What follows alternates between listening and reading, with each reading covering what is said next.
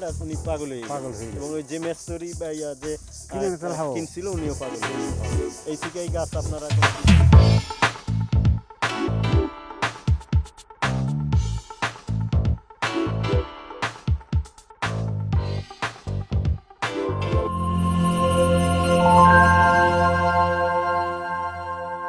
আসসালামু আলাইকুম বন্ধুরা, আমরা চলে আসছি আপনার সেই ভাইরাল গাব গাছ দেখার জন্য।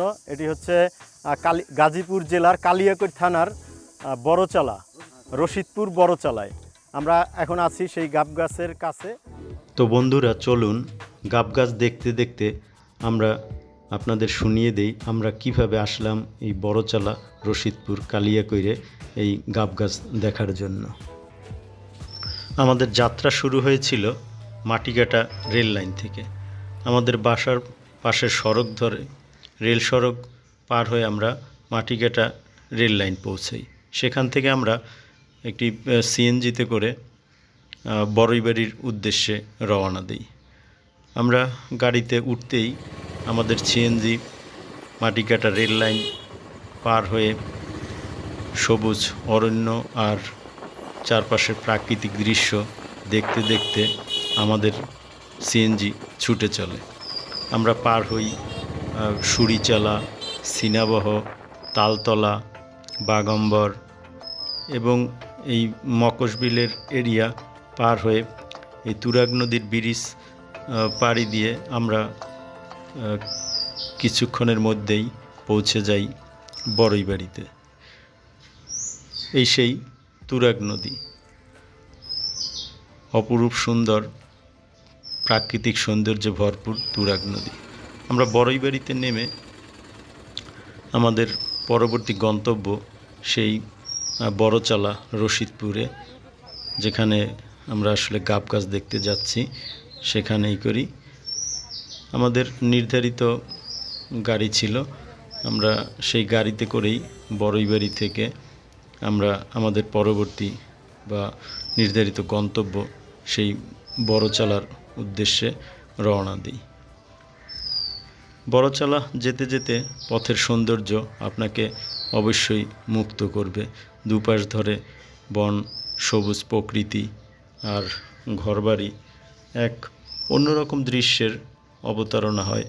চোখ মন দুটোই জুড়িয়ে যাবে নিশ্চয়।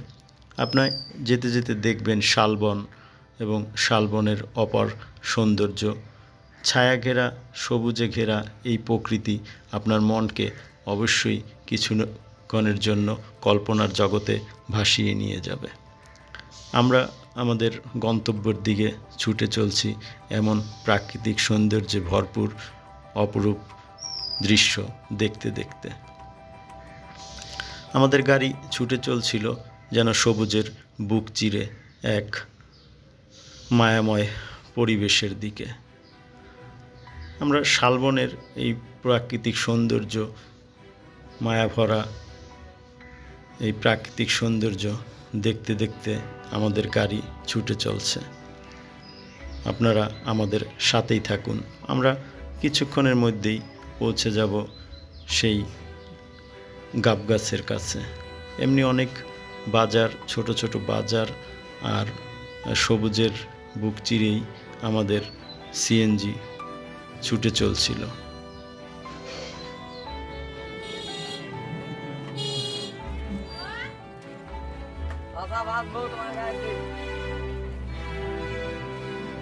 প্রাকৃতিক দৃশ্য আর শহর ছেড়ে গ্রামের এই পরিবেশ দেখতে দেখতে আমরা ঠিক কাছাকাছি চলে এসেছি।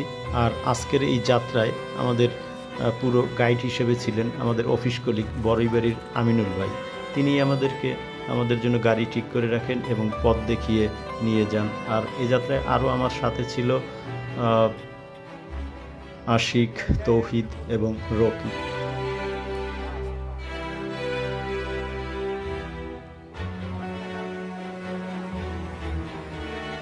অবশেষে আমরা চলে আসি সেই শতবর্ষী গাব গাছের কাছে।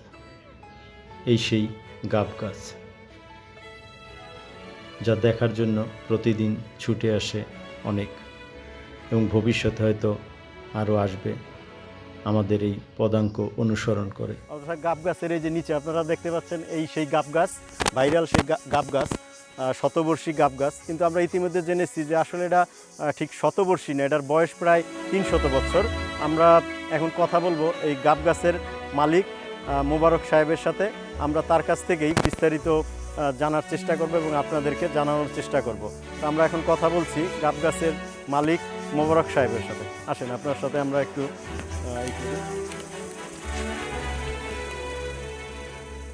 আপনার নাম তো আমরা জানছি ইতিমধ্যে যে আপনার নাম মোবারক সরকার। মোবারক সরকার। আপনার বাড়ি কোন জায়গায়? আমার বাড়ি এই জায়গায়, এইখানেই বাড়ি। তো এটা হলো মূলত যে গাজীপুরের শেষ সীমানা। এটা হলো কালিয়াকৈর থানার মধ্যে, কালিয়াকৈর থানা, চাপাই ইউনিয়ন। তো আসলে বট গাছটা কত বছর বয়স? বট গাছটা 300-র উপরে। 300-র উপরে। 300-র উপরে। একটু ক্যামেরার দিকে চাই বলেন যে বয়স কত এটা? 300-র উপরে। 300-র উপরে। 300-র উপরে। এই গাছটা আমার তাওর বাপের। মানে আপনার আব্বার দাদার বাপের। আমার তাওর বাপের এই গাব গাছ। এটা কিছু লাগাইছিল না এমনি? গাব গাছটা লাগাইছিল। তো কিন্তু গাব গাছটা আসলে উপরে বাড়ে নাই কেন? যে একটা জাফরার মতো উপরে 300 বছর হিসেবে তো আসলে আরো অনেক উপরে বাড়ে নাই। গাব গাছটা দেখেন মানে ডাল কাটা আছে, এর একটা ডাল 5-6 হাত বেরছিল। এটা অন্য একটা শরীরের ছিল, বিক্রি করে ফেলাছিল। পরে এখানে গাব গাছ কাটানোর 2জন মানুষ ব্যাপারী পাগল হয়ে যায়। গাব গাছ যে কিনে নিচ্ছে আমার আব্বা মালিক, উনিও পাগল হয়ে যায়। মানে এই যে গাব গাছ কাটতে গেছিল। বন্ধুরা, একটা ইন্টারেস্টিং বিষয় আমরা জানলাম যে আসলে এই গাব গাছ কাটার জন্য বা বিক্রি করার জন্য যখন চেষ্টা করছিল তখন নাকি আপনার আব্বা মানে আপনার আব্বা পাগল হয়ে গেছে এবং যে কিনছিল উনিও পাগল হয়ে গেছে। তার মানে এই গাব গাছ কাটা বা বিক্রি করা এ ধরনের কোনো যাবে না। আপনি ইচ্ছা করলে আর বিক্রি করতে পারবেন না। এটা আমরা বিক্রি করবো না, সারা বিক্রি না। এটা এখন দেখার জন্য সবাই বিভিন্ন জায়গা থেকে আসে, ই করে। অনেক লোক আসে, অনেক লোক আসে। মানে বর্ষায় এখানে মানুষ ভর্তি থাকে। এই যে দেখতেছি যে গাব গাছে ফল আসছে, তো কেমন মানে গাব কেমন হয়? এটা গাব ধরে না।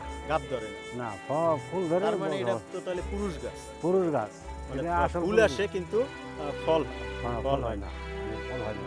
আরো একটা ইন্টারেস্টিং বিষয়, এখনো গাব হয় না। কোনোদিনও গাব এই ফুল এই পর্যন্ত।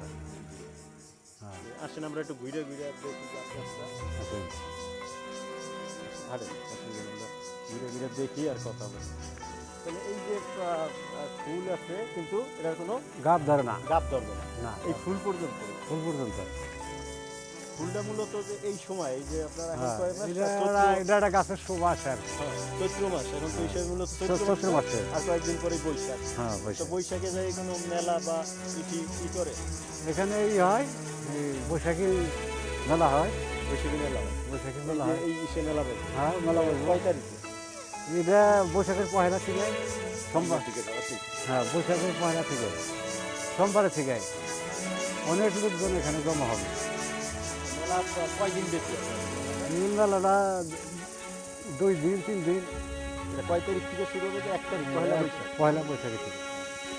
আমরা আপনার বন্ধুরা দেখতে পাচ্ছেন যে এই যে আসলে সেই 300 বছরের ঐতিহ্যবাহী গাব গাছ। আর আমাদের সাথে আছে এই যে মোবারক সরকার, উনি আসলে এখন বর্তমানে এই গাব গাছের মালিক। এর 3 পুরুষ ধরে বা প্রায় 4 পুরুষ যাবত এই গাব গাছটা তাদের তত্ত্বাবধানে আছে। যে বলছিল যে এই গাব গাছটা ওনার বাবা বিক্রি করার জন্য চেষ্টা করছিল। ওনার বাবা না, আমার বাবা না, আমার দাদা। আপনার দাদা? আপনার বাবা কি আছেন নাকি? না, আমার বাবা নাই, আমার কেউ নেই। আপনিই আছেন।